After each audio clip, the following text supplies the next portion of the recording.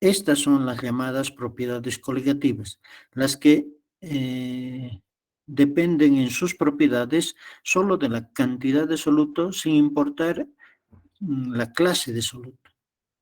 ¿Y cuáles son esas propiedades? La presión de vapor, el ascenso bulioscópico, el descenso crioscópico, la presión osmótica. ¿Sí? A ver, continuamos. ¿Sí? Entonces veamos la primera, el abatimiento de la presión de vapor en las disoluciones diluidas. ¿Sí?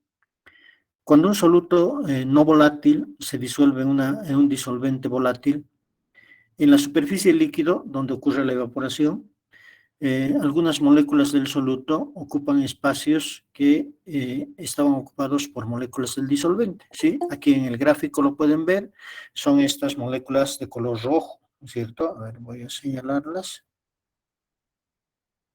Aquí, ¿cierto? Entonces, estas moléculas son del soluto, ¿sí? Y las otras, las celestes, son del disolvente, ¿sí? Y entonces, como la evaporación es un fenómeno superficial, hemos dicho, ¿sí? A mayor superficie, mayor velocidad de evaporación y por lo tanto mayor presión de vapor, ¿no es cierto? Mayor número de moléculas se evapora.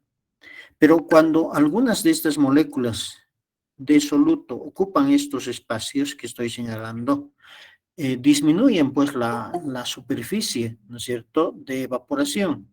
Y entonces la cantidad de moléculas que sale a la parte superior es menor, ¿sí? Porque estas moléculas del soluto es un soluto no volátil, hemos dicho, ¿no es cierto?, que no se evapora. Y por lo tanto no se va a evaporar y tampoco va a permitir que las moléculas del disolvente se evaporen. No todas, ¿sí? Entonces se van a evaporar menos, por lo tanto aquí vamos a tener una presión de vapor que va a ser menor que la presión de vapor del disolvente puro. Entonces, este es el primer caso del comportamiento de las disoluciones, ¿sí? Cuando la presión de vapor del disolvente de una disolución disminuye por la presencia de un soluto no volátil, ¿sí? Y obviamente va a depender de la cantidad, ¿no es cierto? Porque cuanto más soluto pongamos, más lugares estarán ocupados por ese soluto y por lo tanto la presión de vapor disminuirá más.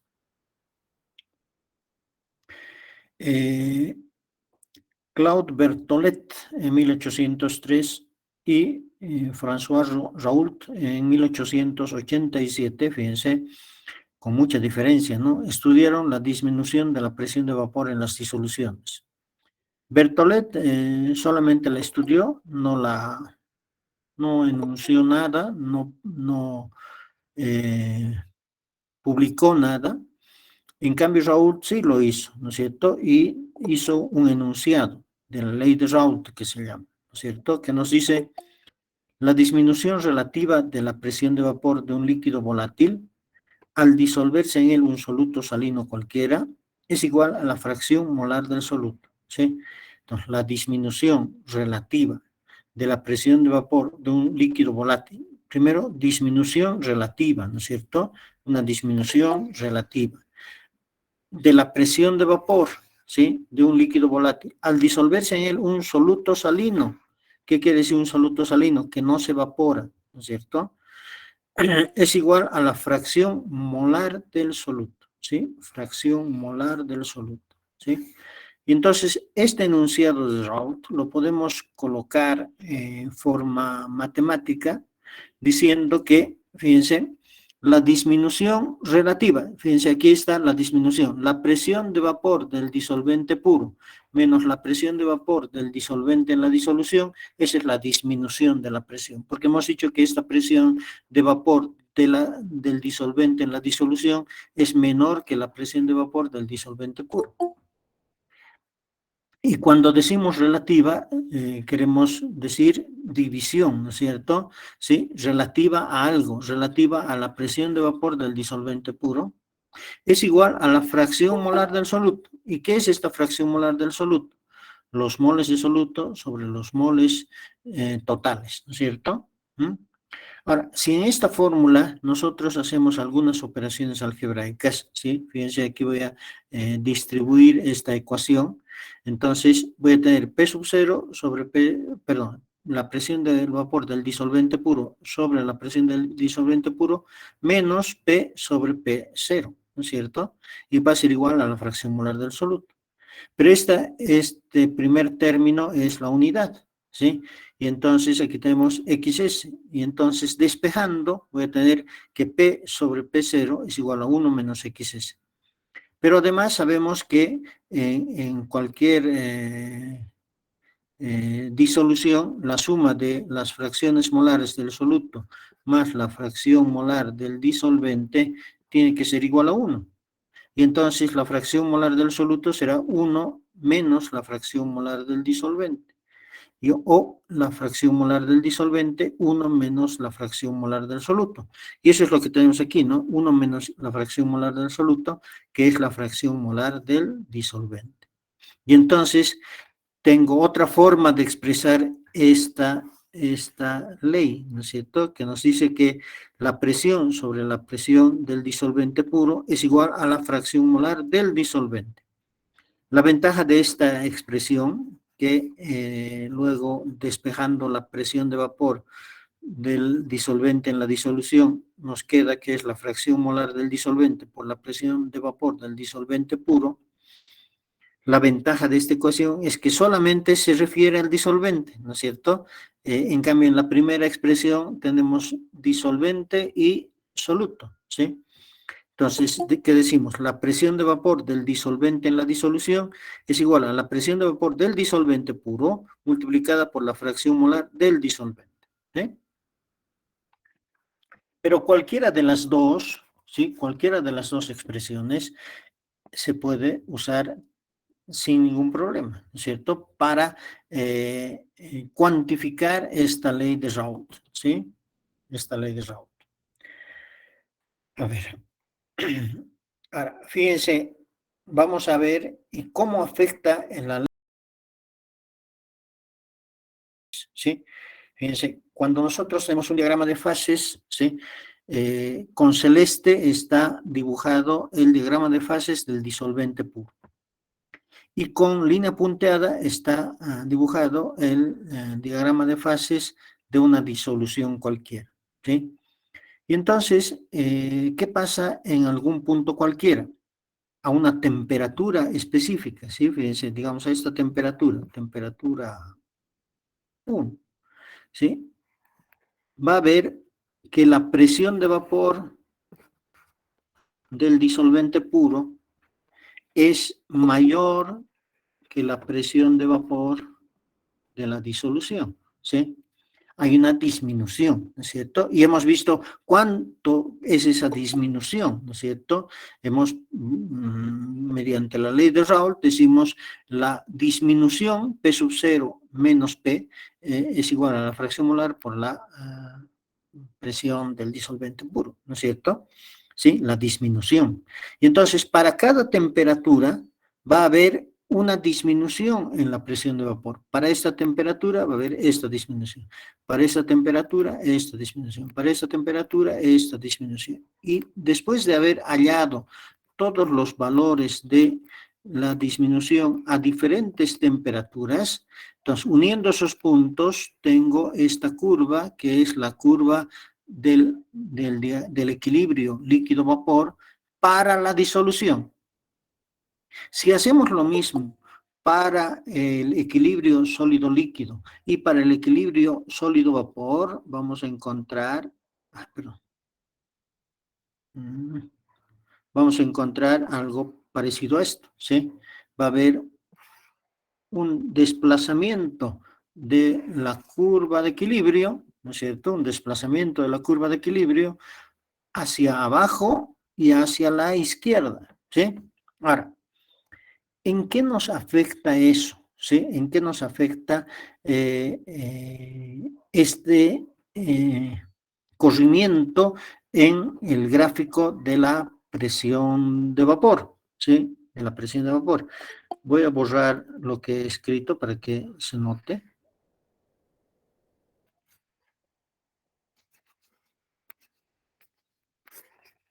Ya. Entonces, fíjense, ahora, ¿qué pasa si nosotros estamos a la presión atmosférica? ¿Sí? Digamos que esta es la presión atmosférica. Presión atmosférica. Hemos dicho que cuando estamos a la presión atmosférica y intersectamos con la curva de equilibrio sólido-líquido, tenemos el punto de fusión, ¿no es cierto? Que tiene la presión y la temperatura de fusión del disolvente puro, en este caso con la gráfica celeste.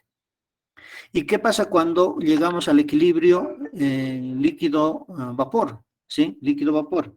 Entonces tenemos este punto que es el punto de ebullición, ¿sí? Que tiene por coordenadas la presión atmosférica y abajo la temperatura de ebullición del disolvente puro, ¿sí? Y entonces, ¿sí? Cuando añadimos un soluto no volátil y formamos una disolución diluida, ¿sí? La curva se desplaza, ¿no es cierto? Ya hemos visto a la línea punteada. Y entonces el mismo concepto aplica, ¿no es cierto? El punto de fusión de la disolución será la intersección con la presión atmosférica de la curva de equilibrio sólido-líquido y el punto de ebullición de la disolución, ¿sí? De la disolución será la intersección con la curva de equilibrio líquido-vapor, ¿no es cierto? Y entonces, fíjense, ¿qué es lo que sucede? Sucede, obviamente aquí el gráfico está exagerado, ¿no? En su escala para que se vea. Entonces sucede que la temperatura de fusión de la disolución, ¿sí? Esta, ¿sí? Ha disminuido. Y la temperatura de ebullición de la disolución ha aumentado, es mayor que la temperatura de ebullición del disolvente puro. Y entonces hay un aumento en la temperatura de ebullición, un delta T ebullioscópico, y hay una disminución en la temperatura de fusión, un delta T crioscópico. ¿Sí? Entonces, la primera conclusión a la que llegamos es que cuando tenemos una disolución, esta disolución va a hervir, ¿sí? Va a ebullir a una temperatura mayor que la del disolvente puro. Y se va a congelar a una temperatura menor que la del disolvente puro. ¿Sí? Y la diferencia es el delta T, ¿no es cierto? Ahora, este delta T, ¿sí? Que es fruto de la ley de Raoult, ¿no es cierto? ¿Sí? Se puede cuantificar, ¿no es cierto?, el ascenso bulioscópico y el descenso crioscópico como consecuencia de la disminución de la presión de vapor a la presión atmosférica. El punto de ebullición y el punto de fusión cambian, ¿no? Lo que acabamos de decir, ¿no es cierto? ¿Sí? Cambian. Y entonces, ese ascenso bulioscópico, fíjense, aquí lo hemos ampliado solamente para la parte bulioscópica, ¿sí? En el caso del agua, ¿sí? Si tenemos una temperatura de 100, ¿no es cierto?, de temperatura de ebullición normal a nivel del mar, ¿no es cierto?, en La Paz será 87, ¿no es cierto?, pero igual, si estamos a una presión menor, en La Paz aquí va a ser 87, y entonces la disolución va a hervir aquí, también va a haber un delta T, un ascenso bulioscópico en La Paz, ¿cierto? En cualquier parte, ¿sí? Pero, a ver, borraremos para que no... ¿Sí? ¿Ya? ¿Ya? Entonces, va a haber este ascenso bulioscópico, ¿no es cierto? ¿Y cómo podemos cuantificar este delta T, ¿no? Este delta T, ¿sí? Este es el delta T bulioscópico. Este delta T bulioscópico es igual a una constante bulioscópica, ¿sí?, que solamente depende del disolvente, no del soluto, porque hemos dicho que las propiedades coligativas no dependen de la clase de soluto, sino solamente de la cantidad, ¿cierto? Entonces, la constante bulioscópica, si dependiera del soluto, ya tendríamos una dependencia de la clase de soluto, pero no. Esta constante bulioscópica es del disolvente, ¿sí? Una constante bulioscópica acá por la molalidad M, ¿sí? Esta M es la molalidad de la disolución, que nos da la concentración de la disolución, ¿cierto? Y el delta T es la temperatura de ebullición de la disolución menos la temperatura de ebullición del disolvente puro. Ahora, esta constante de ebullición está en tablas, pero también se la puede calcular, ¿sí? Conociendo la temperatura, esta constante ebullioscópica es la constante ebullioscópica del disolvente. Entonces, conociendo la temperatura de ebullición del disolvente puro, multiplicada por R, la temperatura al cuadrado, sobre 1000 por el calor latente de vaporización del disolvente puro, ¿sí? Entonces vamos a tener el valor de la constante Ke, ¿sí? Que también lo podemos calcular, ¿sí? Ese es el ascenso bulioscópico, que es la segunda propiedad coligativa, que es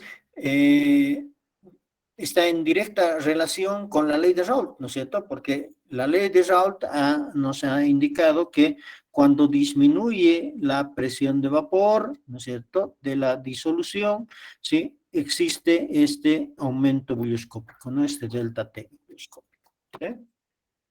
Disculpe, ingeniero, una pregunta. Dime. ¿Puede volver a explicar la parte de la constante bulioscópica del disolvente, esa fórmula, por favor? Ya. Decíamos que la constante bulioscópica, Ke, esta, es una constante del disolvente, no es una constante del soluto, ¿sí? Porque si fuese del soluto, ya no sería una propiedad coligativa, ¿no es cierto? Porque hemos dicho que las propiedades coligativas no dependen de la clase de soluto, sino solamente de la cantidad de soluto, primera cosa. Pero además, esta constante, ¿dónde está? En tablas, pero también si es que no tuviéramos una tabla a mano, la podemos calcular, ¿sí? La podemos calcular. ¿Y cómo se la calcula? Como la constante R, la constante universal de los gases, por la temperatura en grados Kelvin de ebullición del disolvente puro al cuadrado, sobre un factor 1000 por el calor latente de evaporación, ¿sí? El calor latente de evaporación del disolvente, ¿sí? Y entonces, este calor latente va a estar en calorías por gramo, ¿sí?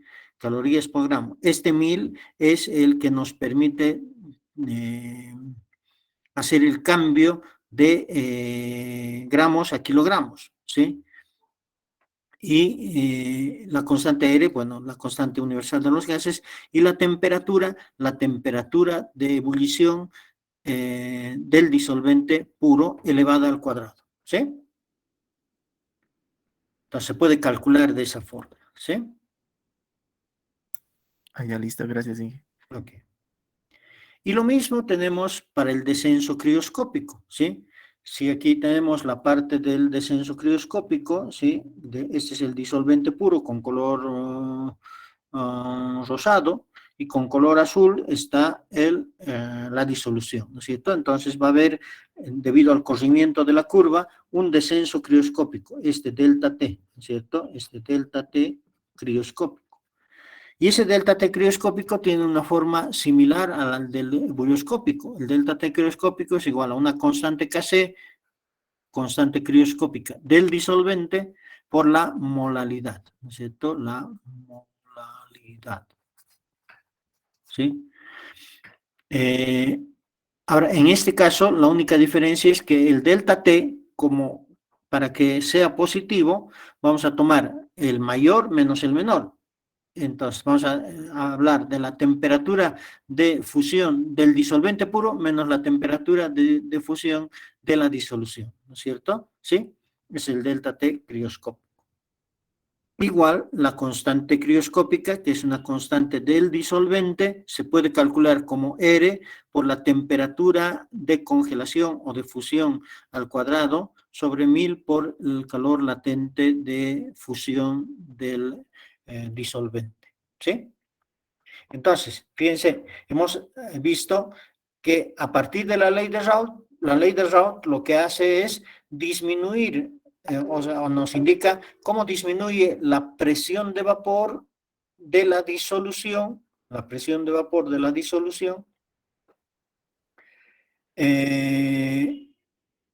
en función de la cantidad de soluto, ¿no? Es igual a la disminución relativa, es igual a la fracción molar del soluto. Y esa disminución tiene como efecto un aumento en la temperatura de ebullición y una disminución en la temperatura de fusión o de congelación, que es la misma, ¿no es cierto? Y entonces ese delta T ebullioscópico y el delta T crioscópico se pueden calcular y esas son dos propiedades coligativas adicionales, ¿sí?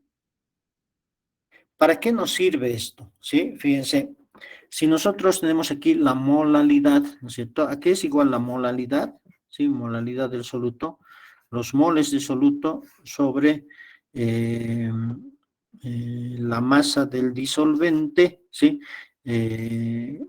Expresada en kilogramos, ¿no es cierto? En kilogramos, y entonces si ponemos moles de soluto como masa, voy a volver a colocar, ¿sí? A ver, si se acuerdan,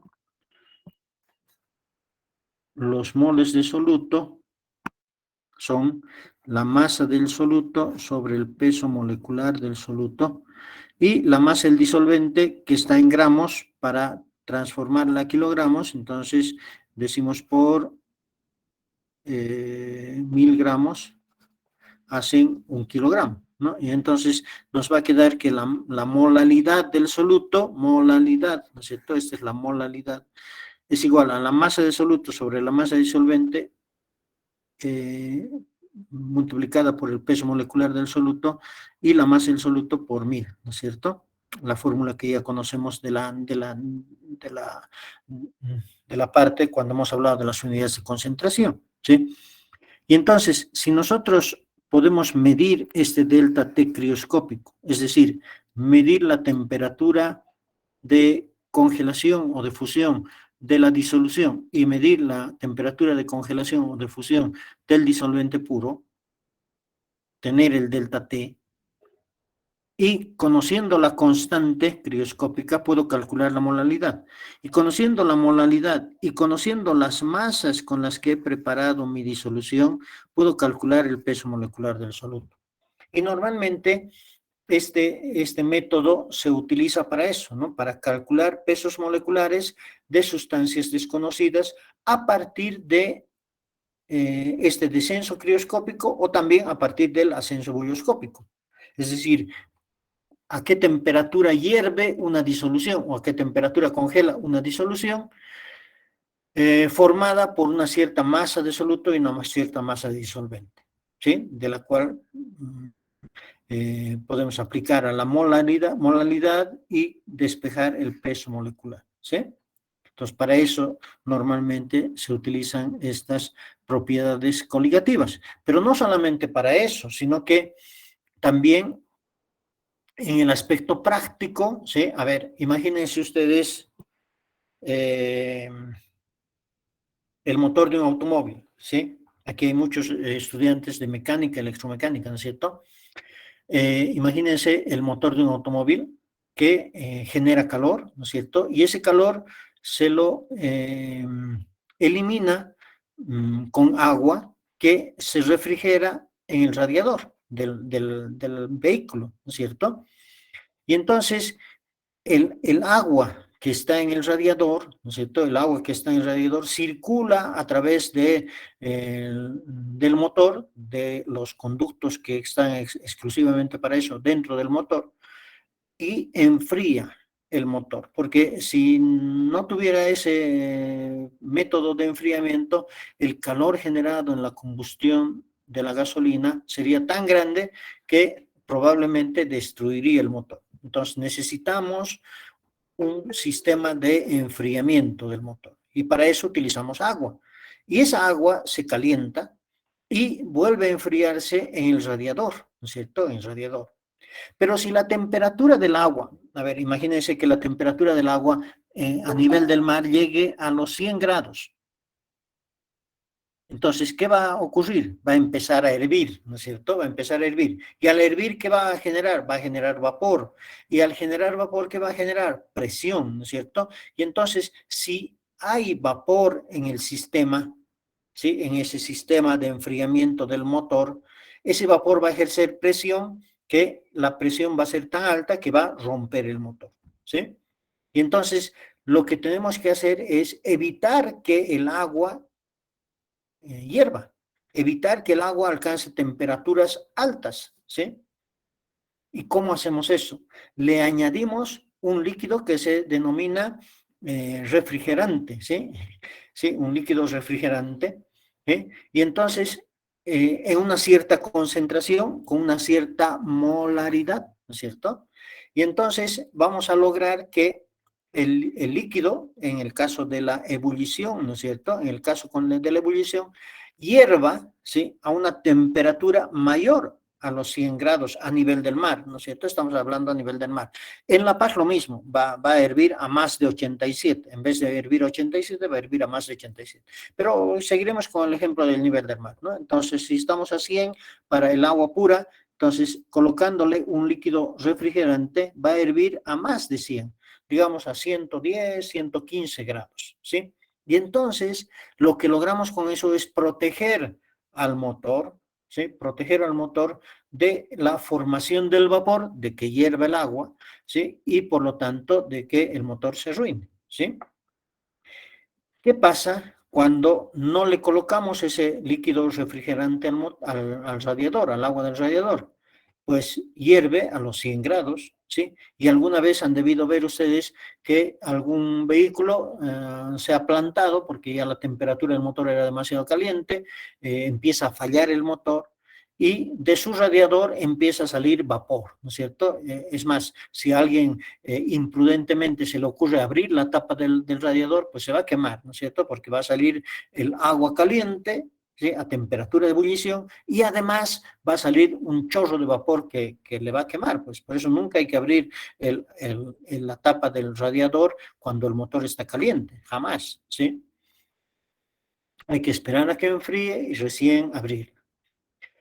Pero no solamente es eso, ¿no es cierto? Hemos visto cómo este refrigerante protege al motor de temperaturas que llevarían a la ebullición del agua y por lo tanto a la destrucción del motor, sino que además, ¿sí? Cuando le añadimos el líquido refrigerante, ¿sí? La temperatura de fusión también, la temperatura de congelación disminuye y en vez de congelar a cero, congela a, digamos, menos 10 grados, ¿sí? Y entonces, ¿qué pasa cuando un vehículo, por ejemplo, está, qué sé yo, a ver, en Uyuni, ¿sí? En Uyuni y la temperatura de ambiental es menos 5, menos 6, menos 8 grados centígrados, ¿sí? Si estamos a esa temperatura y en nuestro radiador tenemos solamente agua, ¿qué va a ocurrir? El agua se va a congelar a 0 grados y ya se va a congelar. Y además ustedes saben, han visto que la densidad del hielo es menor que la densidad del agua porque cuando el agua congela, aumenta su volumen, ¿no es cierto? Por eso es que el hielo flota en el agua, aumenta su volumen. Si, a ver, ustedes pueden fijarse en el refrigerador, ¿sí? Cuando colocan agua en la cubetera de hielo, pues el agua está horizontal, ¿no es cierto? Pero cuando congela y se forman los cubitos de hielo, los cubitos de hielo tienen una forma de un abultamiento en la parte superior, ¿no es cierto?, de cada cubito. ¿Por qué? Porque ha aumentado el volumen, ¿sí? Ha aumentado el volumen. Lo mismo ocurre en el radiador, y si el radiador está lleno de agua y se congela, ese aumento de volumen del hielo va a ejercer presión y eso sí va a romper completamente el motor, los tubos del radiador, todo. Y vamos a tener un vehículo que al día siguiente, cuando queramos encender, no va a funcionar porque el motor va a estar roto, ¿sí? ¿Por qué? Porque se ha formado hielo adentro, ¿sí? y el hielo tiene un volumen mayor, y ese volumen mayor rompe las paredes, rompe tuberías, rompe todo, ¿sí? Los que viven en Potosí saben mucho de esto, ¿no es cierto? Porque en Potosí las temperaturas bajan, ¿sí? Y cuando tenemos las tuberías de agua, ahí no hay caso de ponerle líquido refrigerante, ¿no es cierto? Porque es agua para tomar, es agua potable, ¿sí? Y entonces las tuberías, si bajan las temperaturas mucho, entonces revientan, ¿no es cierto? Entonces, ¿qué se hace en Potosí? Primero, las tuberías no se ponen en la superficie donde la temperatura baja, sino a gran profundidad en la tierra, de modo que cuando tenemos mayor profundidad, la temperatura aumenta un poquito, ¿sí? Y entonces no se logran temperaturas de fusión, perdón, de congelación igual a cero, y por lo tanto el agua no se congela. Pero en la parte de que sale al ambiente donde está el grifo, ahí sí se puede congelar, ¿no es cierto? Entonces, para evitar eso, en Potosí normalmente acostumbran dejar el grifo ligeramente abierto, que gotee en la noche, ¿sí? Especialmente en la noche cuando baja la temperatura, ¿no es cierto? Y entonces ese flujo de agua, ¿sí? Hace que no permita que el agua se congele, ¿sí? Y entonces de ese modo protegemos. Sí, pero estábamos hablando del vehículo, ¿no es cierto? En el vehículo, si le hemos puesto el anticongelante, en vez de congelar a cero, el líquido, esa disolución del radiador, ya no va a congelar a cero, va a congelar a -10. Y entonces puede bajar la temperatura hasta -8, hasta -9, hasta -10 incluso, y no se va a congelar, ¿no es cierto? Entonces vamos a proteger al motor, ¿sí? De esa forma, ¿sí? Alguna vez cuando viajan, ¿sí? Se van a fijar en el altiplano, ¿sí? Los camiones, especialmente los camiones, ¿no es cierto?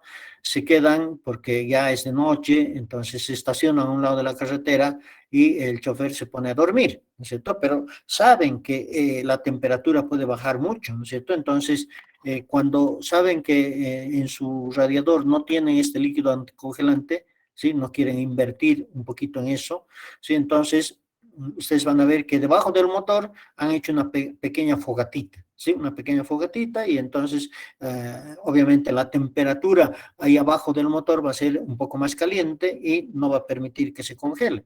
¿Sí? Pero es peligroso, ¿no es cierto? Porque si hay fuego y está la gasolina cerca, entonces mejor es poner un líquido anticongelante al agua del radiador, obviamente, ¿no es cierto? Sí, pero bueno, el ingenio a veces de los conductores hace que recurran a esta clase de trucos, ¿no es cierto? De prender una fogata, ¿sí? Eh, debajo de su motor, ¿sí? Eh, ya, aplicación, ¿no es cierto? Aplicación del ascenso bulloscópico, descenso crioscópico, por ejemplo, a la protección de motores, ¿sí? Y aquí tenemos una tabla de las constantes molales, ¿sí? Así se llaman, de ebullición y de congelación. Y entonces aquí tenemos para el disolvente, para el etanol, benceno y agua, ¿sí? Aquí está el punto de congelación normal y su constante de crioscópica. Y aquí está el punto de ebullición normal y su constante ebulioscópica, ¿sí? Entonces, para el agua, que es el disolvente que más utilizamos, la constante crioscópica del agua es 1,86 y la constante ebulioscópica del agua es 0,52 grados centígrados sobre molal, ¿no es cierto? Sobre molal, ¿sí? Porque el delta T ebulioscópico, por ejemplo, es KE por la molalidad, ¿no? Entonces, KE va a estar en grados centígrados sobre molal y la molalidad va a estar en molal. Entonces, molal con molal se va y nos queda el delta T en grados centígrados, ¿sí? Entonces, estos son los valores, ¿no? Para el agua, 1,86, 0,52. Pero, obviamente, cuando hagan un problema les van a dar esos valores, ¿no? Tienen que aprendérselos de memoria, ¿sí? Pero además tenemos para el etanol, para el benceno, para las constantes crioscópicas y ebulioscópicas, ¿sí? Ahora, ¿Qué pasa cuando tenemos un electrolito? ¿Sí? ¿Se acuerdan de lo que hemos dicho de los electrolitos? ¿Sí? Los electrolitos son cualquier sustancia que contiene en su estructura iones, está formado por iones, ¿cierto? Por ejemplo, el ácido sulfúrico tiene iones hidrógeno y tiene sulfatos. El cloruro de sodio tiene iones cloruro e iones sodio. Qué sé yo, nitrato de bario tiene iones nitrato e iones bario, ¿no es cierto? El hidróxido de sodio tiene iones sodio y iones oxidrilo, ¿sí? Todos ellos son electrolitos, porque cuando entran en disolución se disocian, ¿no es cierto? Sí, hemos visto esto en la anterior semana, en este mismo capítulo, que cuando actúan como solutos, al disolverse, se disocian, se parte el enlace del cloruro y del sodio, y el cloruro va por un lado y el sodio va por el otro, ¿no es cierto? Ahora, los solutos se clasifican en no electrolitos, los que no tienen iones, los que no se disocian, porque hay algunos solutos que no se disocian y se disuelven como moléculas. Ahora, cuando son electrolitos, ¿qué ocurre? Al tener los iones carga eléctrica, pueden transportar electrones y pueden conducir la corriente eléctrica. Pero cuando no son electrolitos, por ejemplo, una disolución de azúcar, de sacarosa, ¿sí? Cuando disolvemos azúcar en agua, las moléculas de azúcar, de sacarosa, C12H22 o 11, se quedan como moléculas de sacarosa, no se disocian, ¿sí? Y entonces, ese es un no electrolito porque no presenta iones. Electrolito, hemos dicho, es cualquier sustancia que contiene en su estructura iones. El azúcar, la sacarosa, no tiene iones, ¿sí? Entonces, cuando se disuelve, lo hace como molécula. Y por lo tanto, al no haber iones, no conduce la corriente eléctrica. Los electrolitos que son los solutos que son electrolitos pueden ser débiles o fuertes. Son débiles los que tienen iones en su estructura, pero que no se disocian totalmente, sino lo hacen parcialmente. Es decir, algunas moléculas se disocian y otras no. Entonces, conducen la corriente eléctrica proporcionalmente a la cantidad de iones que se han disociado, a la cantidad de moléculas que se han disociado, a la cantidad de iones que se han producido. Y los electrolitos fuertes son aquellos que se disuelven completamente, ¿no es cierto? Completamente, ¿sí? Y conducen la corriente eléctrica también de acuerdo a la cantidad de iones que han producido, que va a ser la máxima, la máxima posible porque se han disociado totalmente, ¿sí? Ahora, cuando hablamos de esto, de la disociación parcial o la disociación total, ¿no es cierto? Ahí nos vamos a dar cuenta cómo tienen su influencia estos electrolitos en las disoluciones, ¿sí? Porque cuando tenemos un no electrolito, pues se disocia y tiene una concentración de soluto dada por la molalidad, ¿no es cierto? Pero cuando es un electrolito, la molalidad se calcula en base a la masa o al número de moles del soluto unido, ¿no es cierto? No del soluto disociado. ¿Y qué pasa cuando este soluto se disocia? Produce más partículas, ¿no es cierto? ¿Sí? Si una molécula de cloruro de sodio se disocia, entonces en vez de ser una molécula en disolución, van a ser dos iones, un cloruro y un sodio. ¿Y qué hemos dicho de las propiedades coligativas? Que dependen de la cantidad de partículas, pero no de la clase, ¿no es cierto? Entonces, cuando disolvemos una molécula de cloruro de sodio, ¿sí? La molalidad, digamos un mol de cloruro de sodio en 1 kilogramo de agua, la molalidad va a ser 1. Pero si ese cloruro de sodio se disocia totalmente en iones cloruro o iones sodio, ¿cuánto va a ser la molalidad? Va a ser 2, ¿no es cierto? Porque va a haber 1 molal de iones cloruro y 1 molal de iones sodio. Y entonces tenemos que tomar en cuenta ese factor, ¿no es cierto?, de la disociación. Cuando la disociación es total, ¿sí?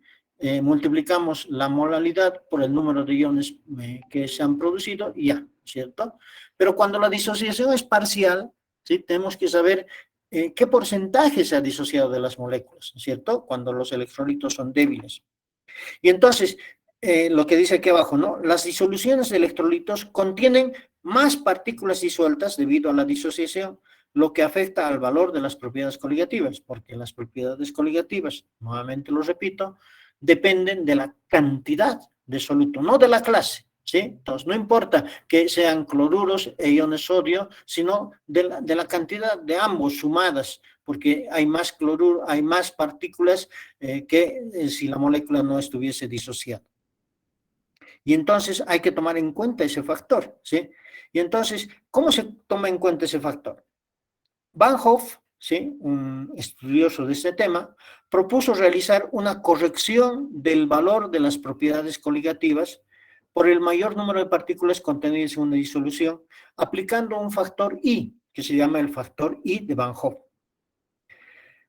Vamos a recordar que las propiedades coligativas solo dependen de la cantidad de soluto, no de la clase, ¿no es cierto? Entonces, a ver, supónganse que tenemos esta ecuación de disolución, ¿no es cierto? Donde una molécula A, cualquiera, cloruro de sodio puede ser, nos va a dar gamma, ¿sí? Gamma productos, gamma iones, ¿sí? Entonces, por ejemplo, si tenemos cloruro de sodio, ¿sí?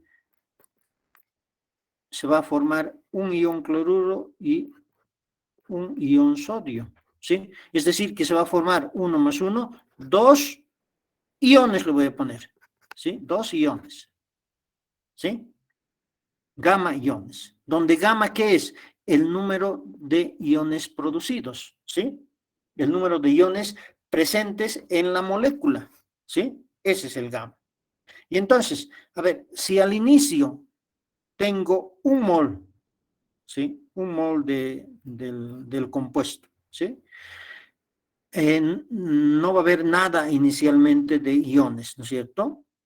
Y entonces, si reaccionan, si se disocian alfa, ¿no es cierto? Alfa, una fracción, ¿sí? Una fracción de todas las moléculas que hemos colocado. Si hemos colocado 100 moléculas y se disocian 30, entonces el alfa será 30%, ¿no es cierto?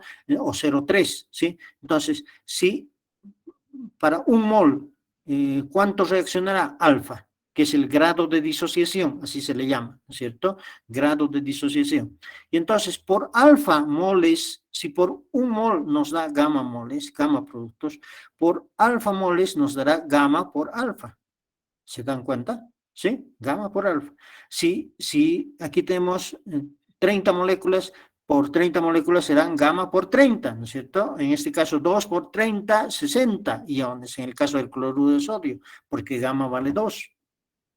Y entonces, ¿cuánto nos queda en el equilibrio? 1 menos alfa, porque esto es lo que había inicialmente y esto es lo que se ha disociado, ¿no es cierto? 1 menos alfa nos queda en el equilibrio y aquí 0 más gamma alfa, gamma alfa. Y entonces, ¿cuáles serán los moles totales que van a ser I? Van a ser 1 menos alfa más gamma por alfa, ¿sí? 1 menos alfa más gamma por alfa. Y haciendo operaciones nos va a salir I por 1 más alfa por gamma menos 1, ¿sí? Gamma menos 1 haciendo la factorización, ¿sí? Y de esta ecuación, ¿sí? De esta ecuación, nosotros podemos encontrar que el grado de disociación alfa es igual a I menos 1 sobre gamma menos 1. Donde I, ¿qué es? Este I es el factor de Van Hoff. Este gamma es el número, el máximo número de iones producidos por el electrolito, ¿sí? ¿Qué pasaría si gamma o si I es igual a gamma?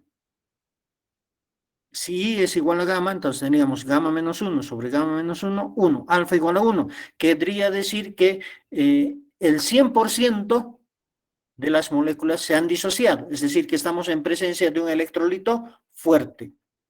Pero si el I no es igual al gamma, es menor que el gamma, porque el valor de I va a estar entre 1 y gamma. El valor de I va a estar entre 1, perdón, lo voy a poner aquí lo voy a poner, ¿sí? El valor de, perdón. Shift 5, ya. El valor de I, les decía, ¿sí? El valor de I,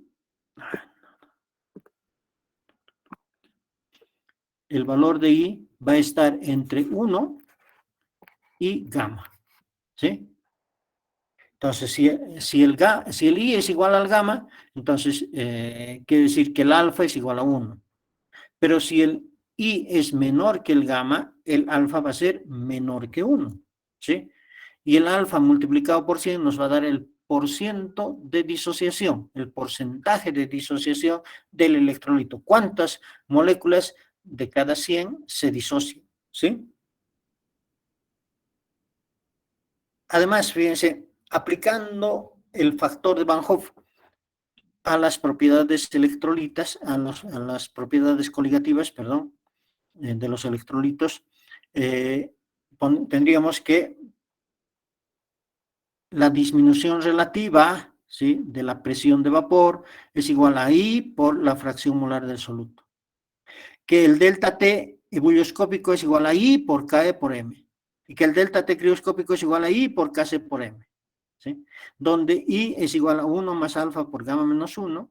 Lo que hemos dicho, el I está entre 1 y gamma. Y el alfa sería I menos 1 sobre gamma menos 1. Donde alfa es el grado de disociación, alfa va a estar entre 0 y 1, ¿cierto? Y gamma es el número de iones en la estructura del soluto. A ver, por ejemplo, si tuviésemos cloruro de sodio, ¿cuánto es el gamma? 2, ¿no es cierto? Porque produce 2 iones. Si tuviéramos sulfato de potasio, ¿cuánto es el gamma? Un sulfato, 2 potasios, 3. Si tuviéramos que sulfato de aluminio, ¿cuánto sería el gamma? 2 aluminios, 3 sulfatos, 5. ¿No es cierto? ¿Sí? ¿Se dan cuenta? Ese es el valor de gamma. Y el valor de I, ¿sí? El valor de I depende, ¿sí? Depende del grado de disociación, ¿sí? El valor de I depende del grado de disociación, o el grado de disociación depende de I. ¿Sí? Entonces, normalmente cuando hacemos experimentación y conocemos el compuesto del que se trata, conocemos la constante ebullioscópica y conocemos el delta T, podemos calcular el I. Y con el I, conociendo el gamma, podemos calcular el alfa, ¿cierto? Saber cuál es el grado de disociación de ese electrolito en una disolución de cierta concentración. Entonces, ¿cómo se aplica este factor de Van Hoff a las propiedades coligativas? ¿Cierto? Ahí. ¿Sí? La otra propiedad coligativa, esta es la última que vamos a ver, es la ósmosis. Y junto con la ósmosis, lo que se conoce como presión osmótica. ¿Sí? Ósmosis proviene del griego osmos, que significa impulso. ¿Sí? Y entonces, la ósmosis es el paso de un disolvente a través de una membrana semipermeable entre dos disoluciones de diferente concentración. ¿Y en qué sentido va a ir? De la de menor concentración a la de mayor concentración. Es un fenómeno físico, ¿sí?, la ósmosis, que se realiza de manera espontánea, ¿sí?, hasta que las concentraciones se igualan. Ahora, ¿qué es una membrana semipermeable? Porque hemos hablado de eso, ¿no es cierto? El paso del disolvente a través de una membrana semipermeable. Una membrana semipermeable es la que deja pasar las moléculas del disolvente, pero no las del soluto. ¿Sí? Deja pasar las moléculas del disolvente, pero no las del soluto. Es como un filtro, ¿no es cierto? El filtro, ¿sí? Han debido hablar de eso en la práctica de laboratorio, ¿sí? El filtro, ¿sí?, nos separa, ¿sí?, la parte sólida de la parte líquida.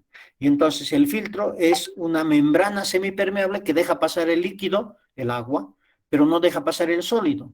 Ahora, en la disolución, ¿sí? La disolución está completamente en estado líquido, ¿sí? Pero la membrana semipermeable para la ósmosis deja pasar las moléculas de disolvente, pero no las del soluto, ¿sí? Esa característica tiene la membrana semipermeable. A ver, vamos a ver. Entonces, aquí tenemos, fíjense, la explicación de la ósmosis, ¿no? Aquí tenemos un recipiente.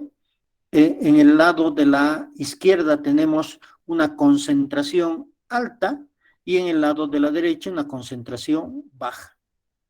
Y entonces, esta que está punteada aquí, que estoy poniéndola con rojo, ¿no es cierto? La voy a borrar para que no se nota.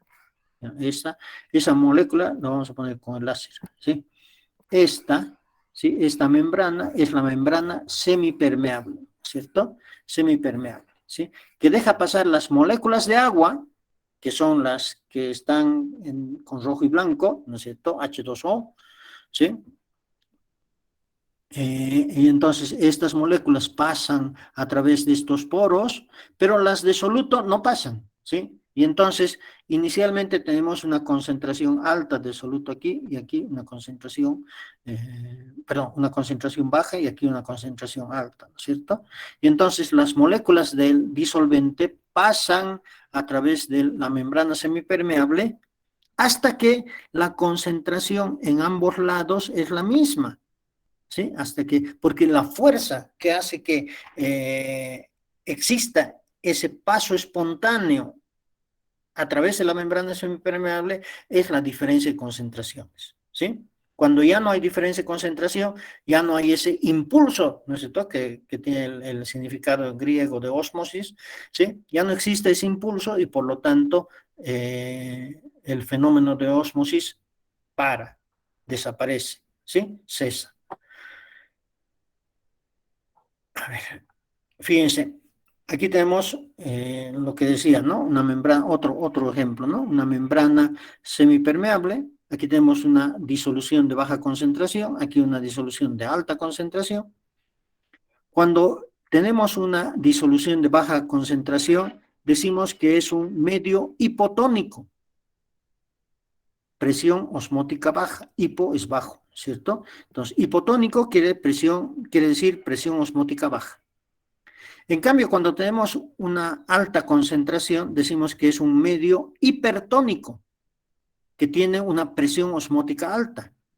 Y entonces, como hay una presión osmótica baja y una presión osmótica alta, ¿sí? Esta presión osmótica va a hacer que el disolvente, ¿sí?, migre de la disolución de baja concentración a la de alta concentración. Va a disminuir y al disminuir la cantidad de disolvente, ¿sí?, la concentración en el recipiente de la izquierda va a aumentar, perdón, y al aumentar la cantidad de disolvente en el recipiente de la derecha, la concentración va a disminuir, ¿cierto? Y entonces cuando se igualen ambas, ¿sí? Cuando se igualen ambas, vamos a decir que tenemos un medio isotónico, ¿sí? Isotónico, de igual presión osmótica. Entonces, el disolvente atraviesa la membrana hasta igualar las concentraciones en ambos lados. Y la membrana semipermeable solo permite el paso de los disolventes, pero no del soluto. Del disolvente, pero no del soluto, ¿sí? Solamente el paso del disolvente. ¿Dónde se realiza la ósmosis? ¿Dónde está? Aquí, antes de llegar a la presión osmótica. ¿Dónde se realiza la ósmosis?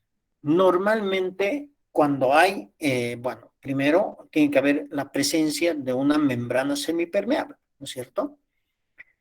¿Y dónde hay estas membranas semipermeables? Naturalmente, porque también hay membranas semipermeables fabricadas artificialmente, ¿no es cierto?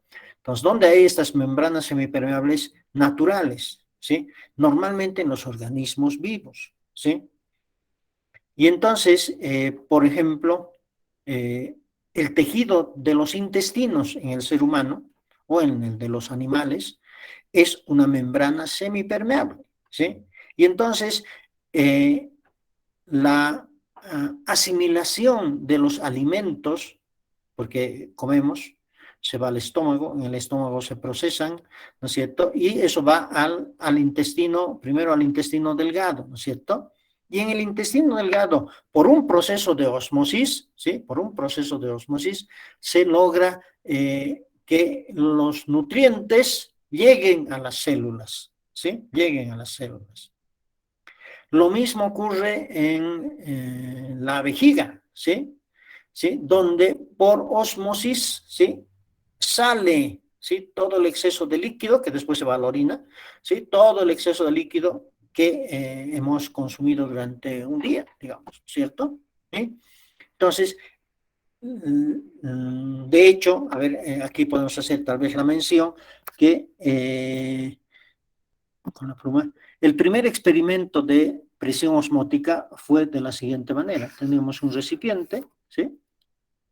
Es una disolución, y aquí se colocó un tubo, y aquí se le colocó una membrana, una vejiga de cerdo, ¿sí? Esta era una vejiga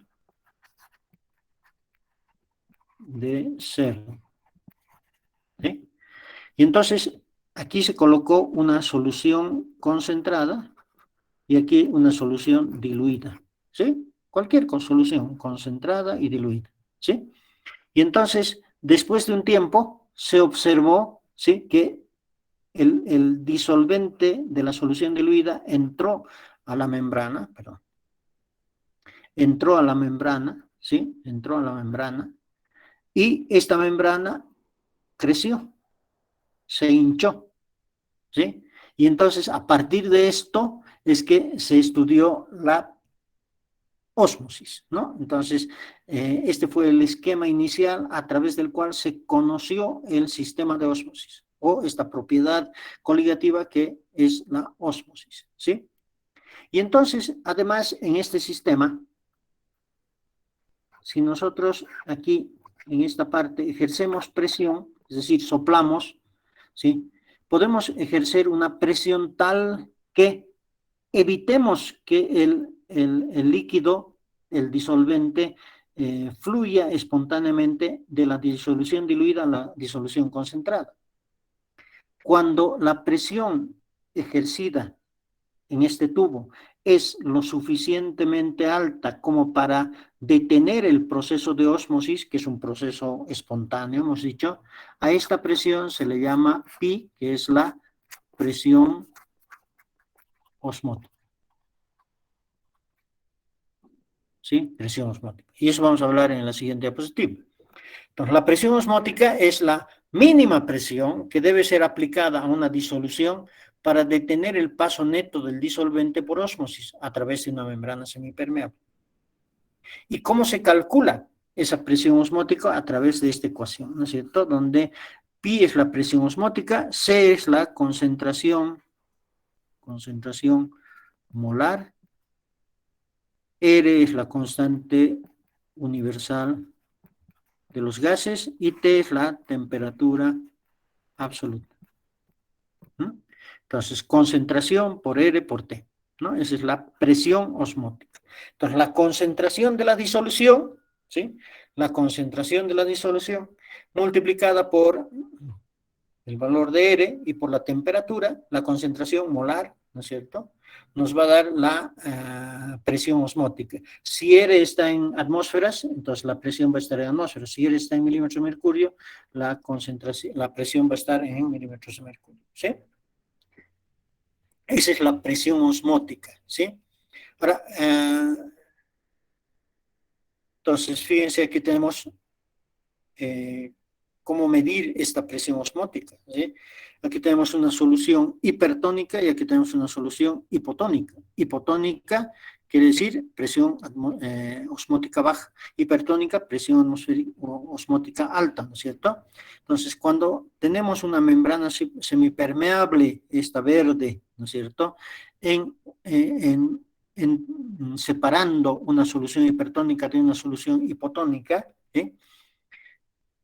Y si añadimos en la parte superior dos tubos capilares delgados, ¿sí? Vamos a ver que va a haber esta presión osmótica, va a hacer que el líquido aquí suba hasta esta superficie y aquí tengamos esta. Y entonces esta diferencia de alturas va a ser la presión pi, presión osmótica, ¿sí? De esa manera se puede medir la presión osmótica.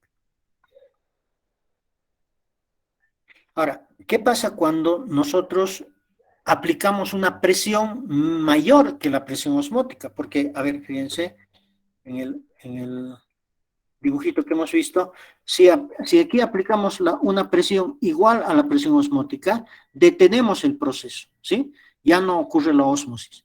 Pero si la presión aplicada es mayor que la presión osmótica, entonces, al revés, vamos a lograr que el disolvente pase de la solución concentrada a la diluida, ¿sí? De la solución concentrada a la diluida. Entonces, obviamente, un proceso en el que necesitamos aplicar presión, porque ya no va a ser un proceso espontáneo, sino va a ser un proceso forzado por la presión mayor que la presión osmótica. La presión osmótica es el límite, ¿sí? Si aplicamos presión osmótica, no pasa líquido, no pasa disolvente a través de la membrana semipermeable a ningún lado.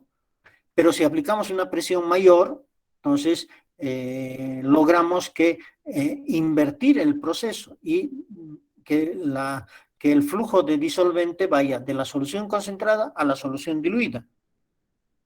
Y entonces vamos a tener la ósmosis inversa, ¿sí? Y entonces, cuando tenemos una disolución por ósmosis inversa, podemos lograr que salga de esa disolución a través de la membrana solamente el disolvente. Entonces vamos a tener, por ejemplo, si el disolvente es agua, agua pura, ¿sí?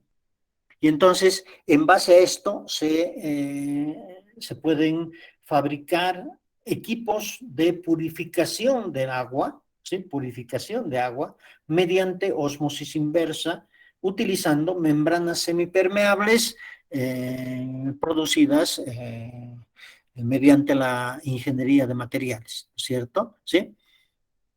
Uno de los grandes logros de la ingeniería de materiales fue crear membranas semipermeables, ¿sí? Para realizar la ósmosis inversa, ¿sí? Entonces, podemos purificar cualquier disolución, ¿cierto?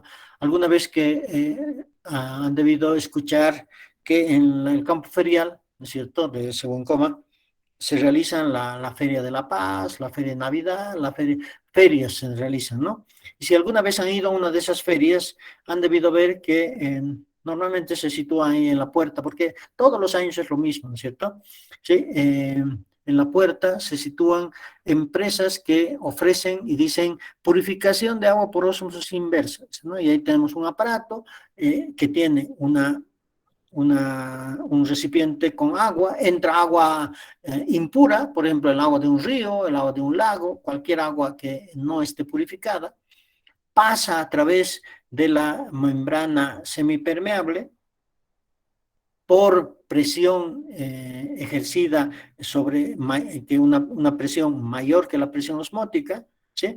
Y obtenemos agua pura, ¿sí? Eso para purificar el agua de un río, por ejemplo, ¿no es cierto? Para purificar el agua de un río. Pero también se puede utilizar para purificar, digamos, en países donde no tienen agua dulce, ¿no es cierto? Pero tienen agua de mar, ¿sí? A ver, por ejemplo, los países del Golfo Pérsico, ¿no es cierto? ¿Sí? Irán, Irak, que se llama Abu Dhabi, ¿no es cierto? Todos esos países donde están los petroleros, ¿no es cierto? Tienen mucho dinero, ¿sí? Del petróleo, pero no tienen agua, ¿no es cierto? Porque viven rodeados de desierto, ¿no es cierto? Algún que otro eh, de estos lugares donde hay ojos de agua dulce, pero muy poquito, ¿no es cierto? ¿Sí? Entonces, pero ellos están rodeados de mar, tienen agua, pero es agua salada, ¿no es cierto? Y entonces, esa agua salada, que es agua concentrada en sal, ¿no es cierto? Si la sometemos a un proceso de ósmosis inversa, a través de una membrana semipermeable, vamos a lograr obtener agua pura, ¿sí? Agua tan pura, que además es necesario mezclar con un poquito de agua de mar, porque si no tendríamos como agua casi destilada, ¿no es cierto? ¿Sí? Y no podemos tomar agua destilada, ¿no es cierto? Porque en el intestino se realizaría justamente la ósmosis inversa y nos produciría diarrea, ¿sí? Por eso es que los médicos cuando nos recomiendan tomar agua, no nos dicen tome agua totalmente pura, sino nos dicen tome, qué sé yo, estas aguas, estos refrescos, Powerade, por ejemplo, ¿no es cierto? ¿Qué es el Powerade? Agua con sal, ¿no es cierto? Sí, y algún colorante y algún edulcorante más para que sea rica, ¿cierto? Pero es agua con sal, ¿no es cierto? Cuando una persona tiene diarrea, ¿qué se le da? Sales de rehidratación oral. ¿Qué es? Una sal, se la disuelve en agua, eso toma, ¿sí? Y al tomar evita la ósmosis inversa y detiene la diarrea, ¿sí? Por eso es que no se puede tomar agua muy pura, ¿sí? Pura en el sentido de que no tenga cosas raras, ¿no es cierto? Pero agua pura en el sentido de que no tenga nada de disolución, ¿no es cierto? Si es H2O puro, ¿sí? Nos va a producir diarrea, ¿sí? Entonces, por el proceso de osmosis inversa, ¿sí? Y entonces, cuando purificamos agua por este método, ¿sí? Antes de usarla, pues hay que mezclar con un poquito de agua de mar, de modo que tenga algo de sal, ¿no es cierto? Algo de sal, porque sale sin nada de sal, ¿no es cierto? Entonces, el uso en ingeniería que se le da a la ósmosis es realizar la ósmosis inversa, ¿sí? A través de membranas semipermeables. Los que estudien ingeniería de materiales, ¿sí? Van a tener como reto, ¿sí? Poder crear materiales que sean semipermeables, por ejemplo, más baratos de los que existen ahora, porque la parte más cara del equipamiento es eso, ¿no? La membrana, que después de un cierto tiempo, pues hay que cambiarla, ¿cierto? Hay que cambiarla regularmente, ¿sí? Y entonces, si algún ingeniero de materiales logra la producción de membranas semipermeables artificiales más baratas, entonces obviamente va a tener un va a lograr un avance, ¿no? En la ingeniería, ¿sí? Eh, en la ósmosis inversa, ¿no? Bueno, y eso es todo por este capítulo, ¿sí? Eso es todo por este capítulo. Hemos visto en esta clase las propiedades coligativas. ¿Cuáles son esas propiedades coligativas? El descenso de la presión de vapor, regido por la ley de Raoult, el ascenso bulioscópico, el descenso crioscópico y la ósmosis y la presión osmótica, ¿cierto? Propiedades coligativas. ¿Qué quiere decir coligativa? Que solamente depende de la cantidad de soluto, pero no de la clase.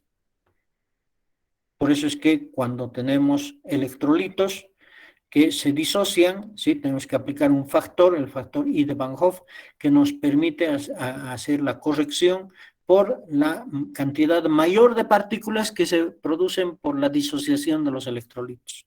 ¿Mm? Bueno, hasta aquí sobre lo que hemos hablado. ¿Tienen alguna pregunta?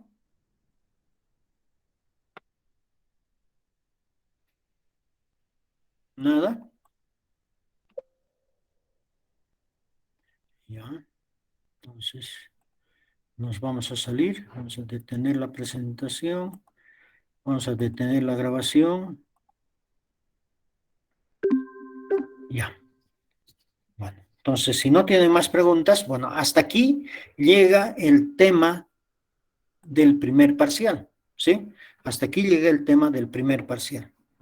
Entonces, ¿qué tenemos en el primer parcial? Gases, todo gases, no solamente gases reales, ni teorías cinéticas, sino todo gases, porque el manejo de las leyes de Boyle, Charles, Gay-Lussac, que son las leyes experimentales de los gases, pues también tienen que ser del dominio de ustedes, ¿no es cierto? Gases, todo gases. Inclusive la teoría cinética, gases reales, ecuación de Van der Waals, etcétera, ¿sí? Luego tenemos estado líquido, ¿sí? Estado líquido. Y finalmente tenemos disoluciones hasta propiedades coligativas, ¿sí? Esos son los temas del primer parcial. Recuerden, en la semana del 21 tenemos el primer parcial. No sé si cuándo será química, ¿sí? Pero ya les van a seguramente sacar el anuncio y les van a decir va a ser lunes, miércoles, viernes, no sé, ¿sí? Y de acuerdo a lo que hemos visto, va a ser examen presencial, ¿cierto? O sea, van a tener que ir al curso básico y dar el examen. No sé cómo van a hacer, pero seguramente va a haber horarios diferentes, no lo sé todavía, no estoy enterado de la hermenéutica del examen, ¿no? Pero va a haber una explicación de cómo se va a dar ese examen seguramente en la siguiente semana ya, ¿no es cierto? ¿Sí?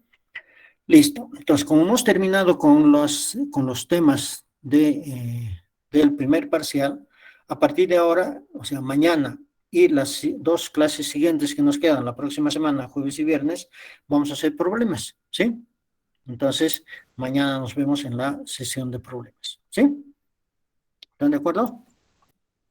Inge, Sí, entendido, Inge. Ok, entonces, nos vemos mañana. Hasta luego, cuídense. Ingeniero, gracias. Gracias, Luego, Inge. ingeniero. Luego. Hasta luego, Inge. Hasta luego, ingeniero. Hasta luego, ingeniero.